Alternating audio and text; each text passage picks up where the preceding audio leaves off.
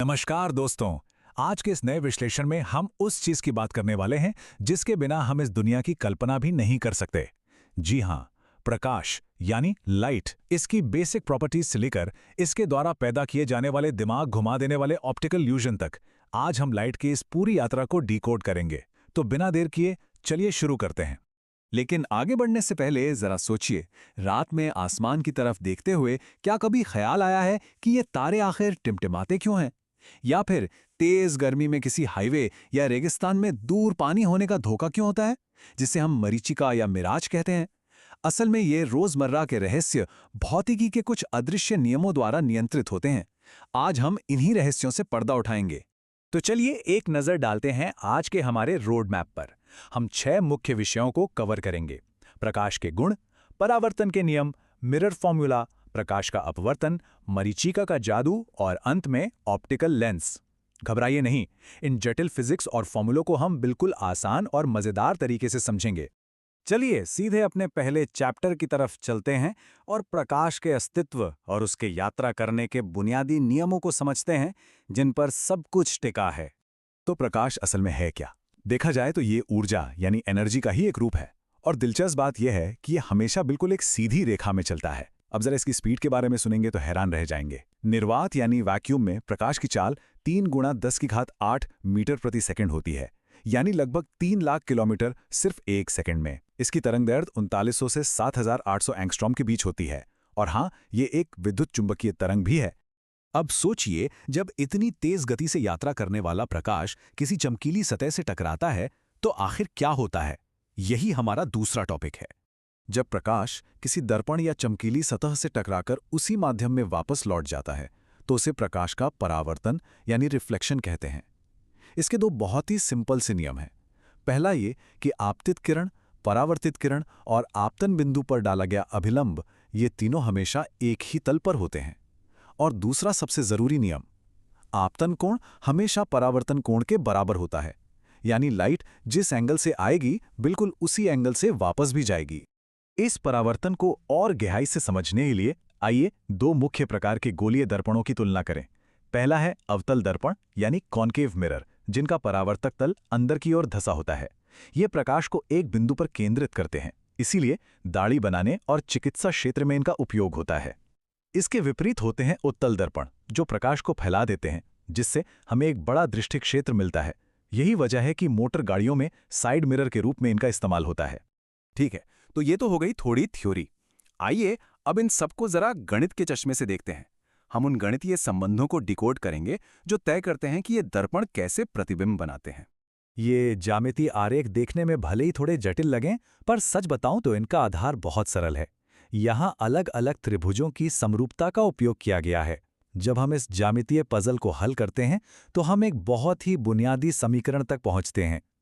1/v plus 1/u बराबर 1/f। इसे ही mirror formula कहा जाता है। अब इस फॉर्मूले को जरा असली दुनिया से जोड़कर देखते हैं। यहाँ u का मतलब है दर्पण से वस्तु की दूरी, v है दर्पण से बने प्रतिबिंब की दूरी और f है उस दर्पण की फोकस दूरी।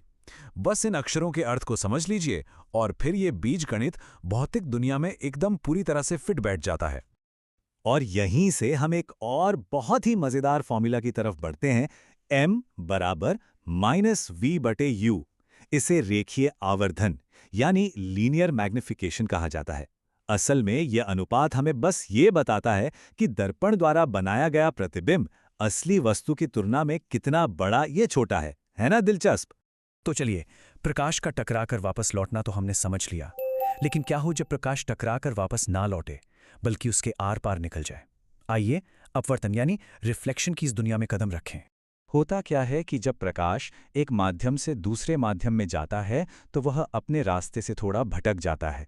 जैसे जब प्रकाश वायु जैसे विरल माध्यम से कांच जैसे सघन माध्यम में प्रवेश करता है तो उसकी गति धीमी हो जाती है और वह अभिलंब की ओर मुड़ जाता है। वहीं सघन से विरल माध्यम में जाने पर उसकी गति बढ़ जाती है और वह अभिलंब से दूर मुड़ जाता है। बस इसी प्रक्रिया को हम प्रकाश का अपवर्तन कहते हैं। अपवर्तन के इन गणितीय नियमों से थोड़ा सा ब्रेक लेते हैं और वापस बाहर की दुनिया में चलते हैं। शुरुआत में हमने जिन ऑप्टिकल इल्यूजन्स की बात की थी, आइए उनके पीछे का जादू देखते हैं। रेगिस्तान की बात करें तो वहां पूर्ण आंतरिक परावर्तन या टोटल इंटरनल रिफ्लेक्शन काम करता है। गर्मी में जमीन के पास की हवा गर्म और विरल हो जाती है।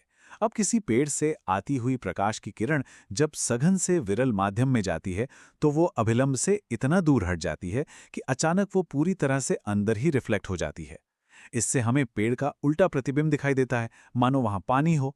बिल्कुल यही धोखा ठंडे देशों में भी होता है, जहां जहाज हवा में तैरते हुए नजर आते हैं। वैसे अपवर्तन सिर्फ इन मरीचिकाओं तक सीमित नहीं है। दैनिक जीवन में पानी में रखा सिक्का थोड़ा ऊपर दिखाई देना, पानी के ग्लास में रखी पेंसिल का मुड़ा हुआ दिखाई देना, और हाँ, रात के समय आसमान में तारों का टिमटिमाना, ये सब के सब प्रकाश के अपवर्तन के ही कारण होते हैं। इन प्राकृतिक चमत्कारों को समझने के बाद हम अपने आखिरी चैप्टर पर आते हैं। यहाँ हम समझेंगे कि इंसानों ने प्रकाश को कंट्रोल करने के लिए अपवर्तन की इस शक्ति का कैसे उपयोग किया है। दो वक्रीय पृष्ठों से घिरे पारदर्शी माध्यम को लेंस कहते हैं। ये मुख्य रूप से दो प्रकार के होते हैं। पहला उत्तल लेंस, जो बीच में मोटा और किनारों पर पतला होता है, और दूसरा अवतल लेंस, जो बीच में पतला और किनारों पर मोटा होता है। इन लेंसों के बिल्कुल मध्य से होकर जाने वाली काल्पनिक रेखा को हम मुख्य अक्ष कहते हैं। अब जिस तरह दर्पण का सूत्र था, वैसा ही एक सूत्र लेंसों के लिए भी है। 1/f बराबर 1/v माइनस 1/u। ध्यान दीजिएगा, दर्पण सूत्र से यहाँ सिर्फ एक माइनस के चिन्ह का अंतर है।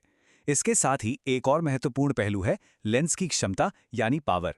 कोई लेंस प्रकाश को कितना मोड़ सकता है, ये उसकी फोकस दूरी का व्युत्क्रम होता है, यानी p बराबर 1/f, और लेंस की इस पावर को हम डायोप्टर में मापते हैं।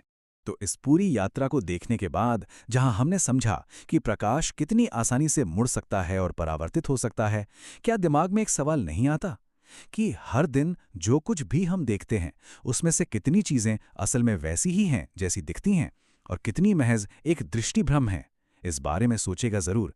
हमें उम्मीद है कि प्रकाश की भौतिकी के इस विश्लेषण ने इस विषय को आपके लिए और भी रोचक बना दिया होगा। आज के लिए बस इतना ही।